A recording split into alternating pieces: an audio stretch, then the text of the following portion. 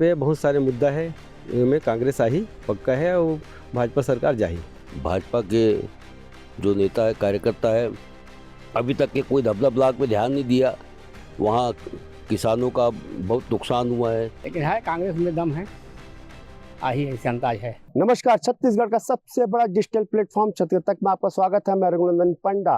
वर्तमान समय में लोकसभा चुनाव की सरगर्मी चलती जा रही है। सभी राजनीतिक दल के नेता एक एक वोट के लिए अपना घर छोड़ के इस गर्मी के मौसम में मतदाताओं के पास जा रहे हैं कि वे हमारे जो पार्टी का निशान है उसमें एक मतदाता एक एक वोट देगा ताकि हमारी सरकार जून के महीने में काबिज होगी। ये आप देख रहे हैं, ये दुर्ग लोकसभा के धमधा ब्लॉक के सभी कार्यकर्ता हैं। ये निष्ठावान कार्यकर्ता हैं कांग्रेस के, और आज इन्होंने अपने पार्टी में क्या हलचल चल रही है, कैसा लोकसभा चुनाव में मतदाताओं के बीच जाके काम करना है एक एक वोट के लिए, ये निष्ठावान कार्यकर्ता हैं।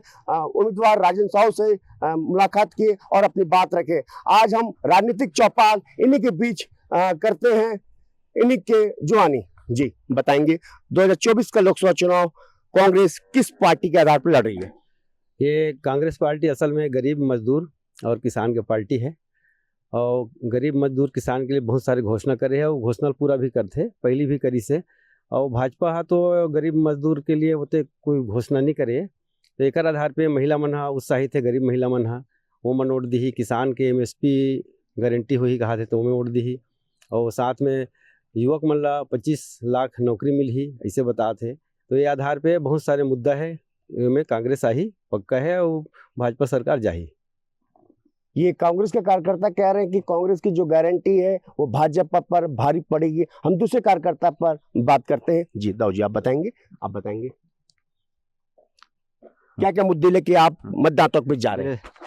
बेरोजगारी अभी बहुत चरम सीमा में है, बेरोजगारी और महंगाई भी बहुत महंगाई भी बहुत है, इसलिए अभी कांग्रेस सरकार आई। क्योंकि भाजपा बोलती है कि कांग्रेस भ्रष्टाचार की पार्टी है, मोदी जी बोलते हैं प्रधानमंत्री। कुछ नहीं बोलना। हाँ दाऊ जी बताइए, आप नाम बताओ। अभी पार्टी खास करके युवा, महिला, बेरोजगारी, महंगाई बहुत अति चरम पर है। और अभी विगत एक माह पहले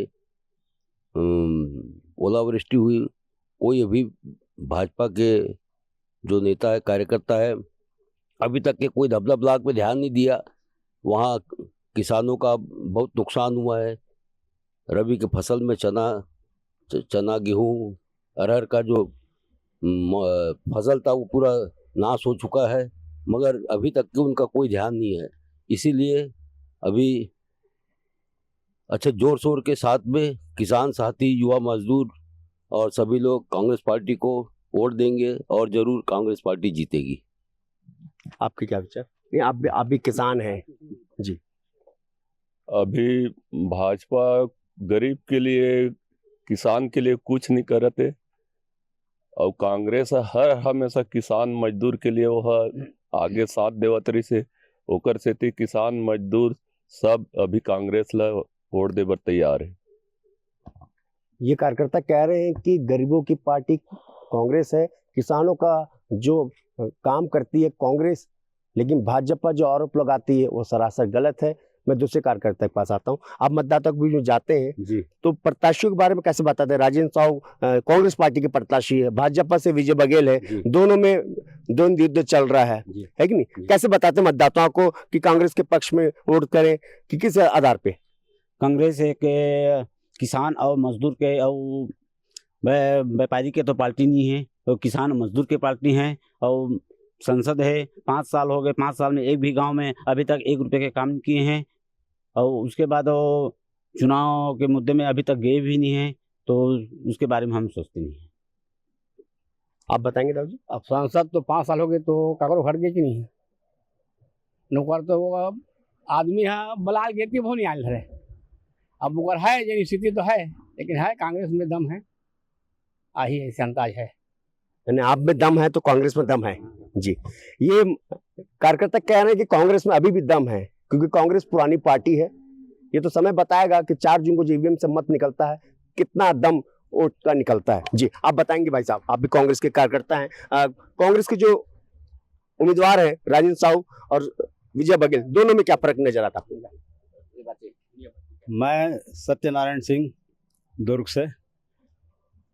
राजेंद्र साहू और विजय बघेल में बड़ा अंतर यह है, राजेंद्र साहू बहुत व्यवहार कुशल हैं, शहर के मतदाता उनको बहुत पसंद कर रहे हैं।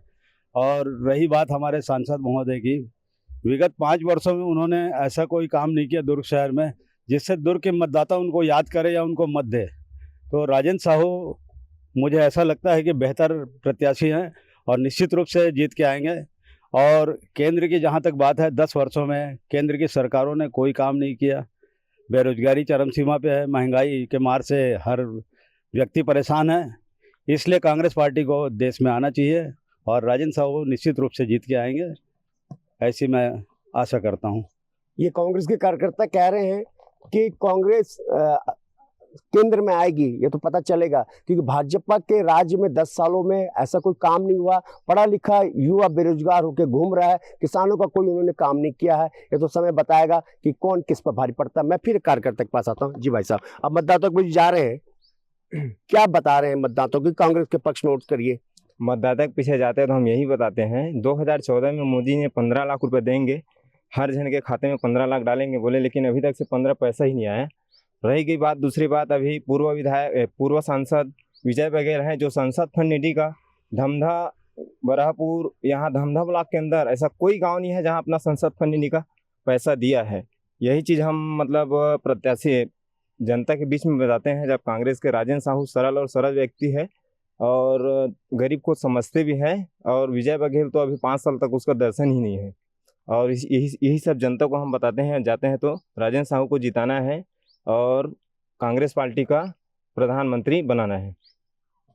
ये कार्यकर्ता कह रहे हैं कि जो वर्तमान सांसद है, इन्होंने अपना सांसद निधि का धमधा ब्लॉक के अंतर्गत गांव में उपयोग नहीं किया है, इससे हम नाराज हैं। राजेंद्र साहू समाज से आते हैं, विजय बघेल कुर्मी समाज से, ये कौन भारी पड़ेगा? तो साहू समाज शुरू से ही ज़्यादा वोटर हैं उसमें, और साहू समाज जो ठान लेता है वही नेता बन के आता है। कार्यकर्ता कह रहे हैं कि साहू समाज ने ठान लिया है और वही नेता बन के आता है। 7 मई को दुर्ग लोकसभा के अंतर्गत मतदान होगा और 4 जून को ईवीएम से जो मत निकलेगा, इन कार्यकर्ताओं की मेहनत रंग लाएगी, ये तो समय बताएगा। रघुनंदन पंडा, छत्तीसगढ़ तक, दुर्ग।